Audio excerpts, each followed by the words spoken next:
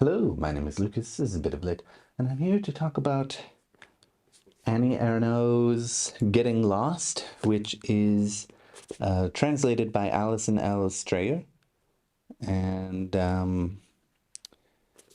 my girlfriend got this for me for Christmas. I'd never heard of this person. I guess she won the Nobel Prize for Literature last year, and I didn't know. But this is a collection of her journal from the late 1980s, where she writes about, or in her diary, where she writes about having a romantic relationship with a Soviet embassy embassy ambassador, whatever, someone who works for the Soviets. And that man was married, so she was the other woman. But this book is pretty interesting because it's, yeah, her diary during that time.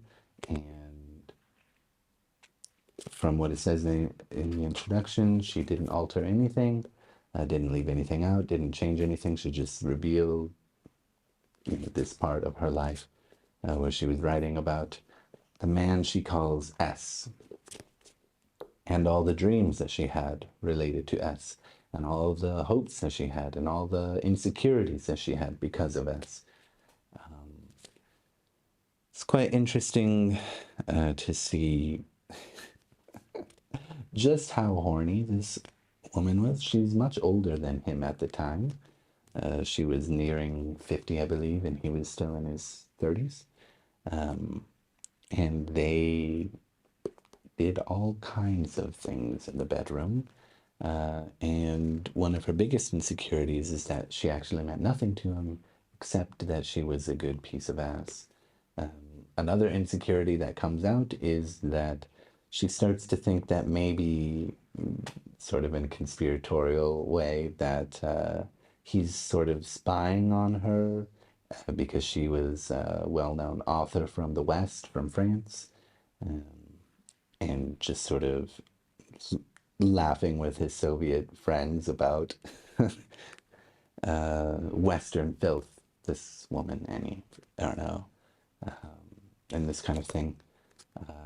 Yeah, all kinds of insecurities come out, and all kinds of fears, and all kinds of desires, and this kind of thing. There is certainly not a good impression of Annie, but it's very raw and honest in a way, which feels very real and authentic and moving in some ways. Even though she is the other woman, you can sympathize or empathize with her. Yeah. One thing that really shines through in the book, other than all of her insecurities, and how extremely horny she was, is that the loneliness. She's always thinking about this guy, and always feels alone, and feels isolated and sick to her stomach about everything not going on, because she doesn't hear from him for a long period of time. And yeah, that is very moving in its own way as well. Yeah, I don't know how I feel about reading any more of her work.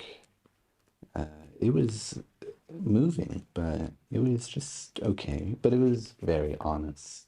There's no sort of, because she's just writing a diary for herself, right? There's no, even though she is someone in the wrong, there's no apologies for her actions. There's no kind of like, forgive me sort of writing to make her sympathetic. I mean, she is sympathetic in a way, but not in a like, oh, I'm a victim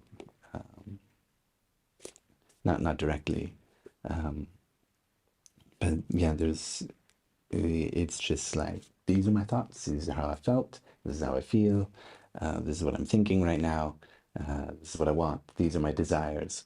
So many desires, but these are my desires.